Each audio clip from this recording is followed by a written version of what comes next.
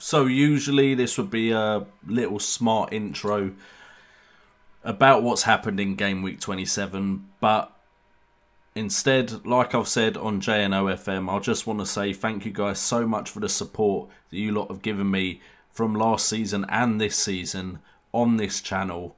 It's not been an easy couple of weeks for me, but having this channel, the amount of people, which is crazy, that watch me do this show, has really helped me through, giving me something to focus on through a difficult time. So thank you so much for the support.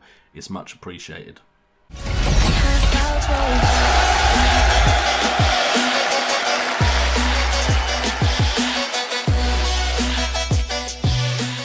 What's up guys, and welcome to FPL Today.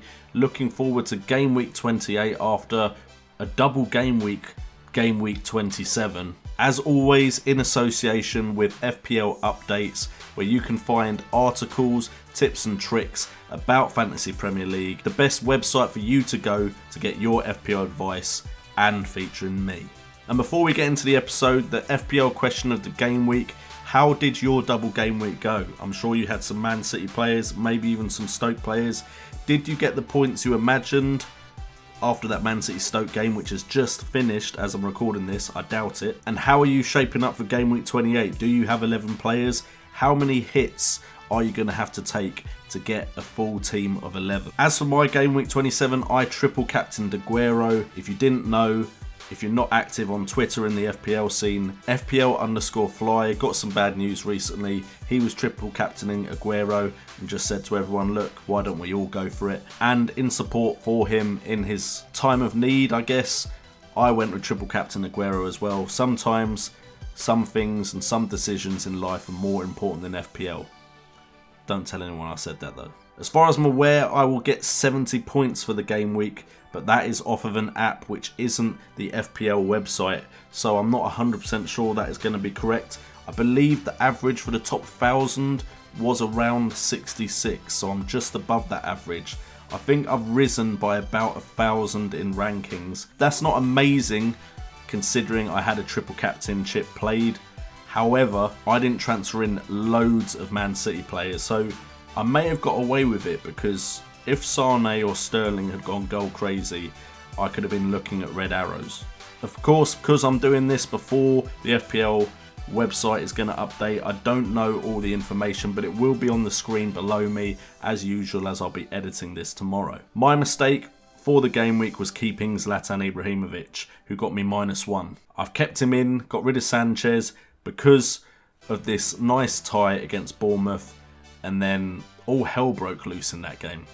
That being said, I would just like to say my opinion is, if someone had stamped on my head, I may have done what Zlatan did. Unfortunately, because I'm doing this when I am, there is no dream team for me to look at, but we are of course all aware of who one of the main players was in that game week, and that would have been the star of the week, Harry Kane.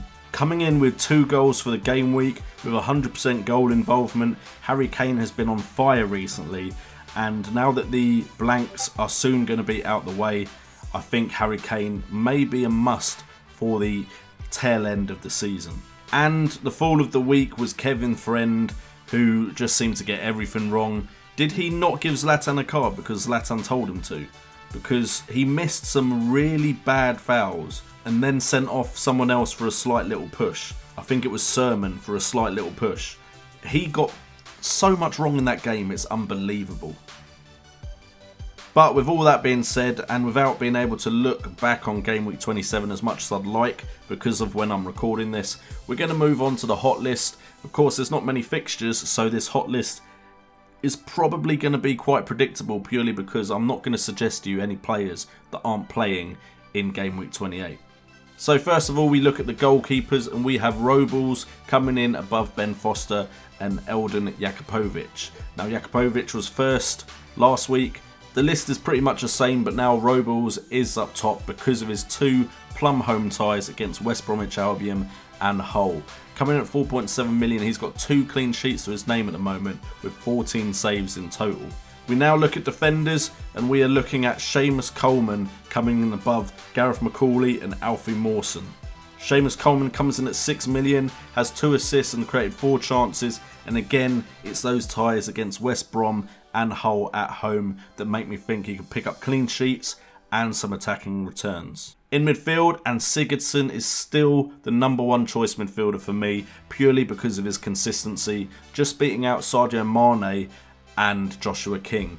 Now, Roberto Firmino, of course, was also in consideration, but I didn't want to put 2 Liverpool players in the hot list, so I went with Sadio Mane because I feel like he's more consistent and more likely to be explosive and has had better returns recently. But Sigurdsson at 7.7 million is the #1 choice. At the moment, out the last 4 games, he's had 1 goal, he's had 5 shots on target from 12 attempts, and has created 10 chances for his teammates, getting 3 assists, and he has been very consistently getting points and has a game against Hull and Bournemouth next. And then we look at forwards, and of course Gabbiadini and Harry Kane would have been under consideration had they not been blank in this game week. But we're sticking with Romelu Lukaku as our main choice, with Fernando Llorente and Andy Carroll making up the rest of the hot list. Lukaku comes in at 10.1 million. Everyone is probably going to have him for game week 28, so if you don't have him, you're running a risk if he does score a lot of goals. Over the last 4 game weeks, he's scored 6 goals from 13 attempts, 10 of which have been on target, and he's had a shot accuracy of 76.9% with a goal involvement of 46.2%, and again has those home ties against West Brom and Hull. So that wraps up the hot list. Make sure to leave in the comments down below if you feel like I've forgotten anyone, maybe a Lanzini. I'd love to hear from you guys and we can discuss it in the comments down below. As for the fixtures, well, I guess I can just talk about all of them because we've only got 4 of them to talk about. First one is Bournemouth versus West Ham. West Ham have some players with potential that could get you points, but Bournemouth are a strange creature in the Premiership. You never quite know what Bournemouth side you're going to get. The main source of points for me from the Bournemouth side is probably going to be Joshua King, although we've seen how resilient the Bournemouth defence can be if they get their act together. And from West Ham, you're looking at Manuel Lanzini, Andy Carroll, Robert Snodgrass and Andre Ayew. With the Everton-West Brom game, everyone is looking at Everton options at the moment. And it does help that they have 2 very promising home ties, which means you don't have to transfer them out straight after game week 28. Lukaku, Coleman, Barkley are all good options, but let's be fair, Everton players aren't going to be the likely ones to improve your ranking this week, but could hurt you if you do not own them. As for West Brom, their defence is always capable of getting points, but I don't really see any consistent performer in their attacking lineup. We then have Hull versus Swansea, and if only one of these sides had an upturn in fortune recently, you could see quite easily where the points would be coming from. But unfortunately, both have been doing a lot better recently, so I'm looking at Sigurdsson, maybe Llorente, with Mawson and Olsen also options. And the Hull side, I'm mainly looking at defensive returns because I'm not sure where the goals are going to come from with their attack. But this would have been so much easier if Hull hadn't improved recently. And then finally we have the Liverpool versus Burnley game, which is the game everyone has been looking forward to because of Liverpool being one of the big teams without blanking this game week. And I've called it already twice. I've called what kind of performance you're going to get from the Liverpool side. Against Leicester they didn't turn up and I won a cheeky 80 quid off of it. Against Arsenal they turn up and win and Mane gets you some points. This is Burnley. I'm not going to say Liverpool won't beat Burnley because it is at Anfield. But of course there's always the possibility they do something a bit crazy. I think Liverpool should get you points in this game. A lot of my hopes will be on Sadio Mane because he's the only Liverpool player I actually own. So now we get to the part of the game week where we look at the captain poll, and the most popular options are probably pretty predictable as Romelu Lukaku comes top of the list above Sadio Mane and Roberto Firmino. My captain choice will be Romelu Lukaku because I believe a lot of people will be going with him. At 10.1 million, he's got 18 goals this season with a 51.2% goal involvement rate. He's had 70 attempts on goal with 37 shots on target. His shot accuracy is above 50%. Chances created, he's created 35%. And he is a home bully, which means when teams go to Goodison Park, that is when he is most likely to score those really big points. Then we look at my differential of the week and we're going with Joshua King coming in at 5.5 million. He is out of position. He's only owned by 3.4% of players and has scored 8 goals this season, being involved in 40.9% of the goals when he is on the field. I think he's the most likely differential to score this game week. As for my red herring, it's going to be taking minus points.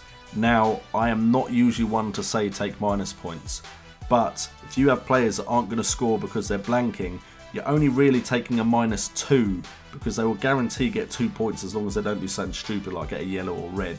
So it's only -2. So if you're bringing in players that you think are going to score points, say like Lukaku or Roberto Firmino or Sadio Mane or Sigurdsson, if you're bringing them in, you're unlikely to be minusing off of those players. So make sure you pick intelligent picks to take those minus points for. Make sure it's players that you don't mind having in game week 29, and then you can slowly start to sort your team out before you either wildcard for the double game weeks or you just have to slowly transfer towards those double game weeks. Just make sure those minus hits are worth it. Anyway guys, thank you so much for tuning in as always to FPL Today. If you have any questions for me, make sure to leave them in the comments down below and I will do my best to answer them. I'm also hopefully going to the AFC Wimbledon game this weekend, so if you go over to JNO FM, you may see the vlog for that one. Make sure to subscribe if you are new to the channel, make sure to hit that like button, and with all that being said, I've been JNO, you guys have been awesome, and remember, it's all about the game.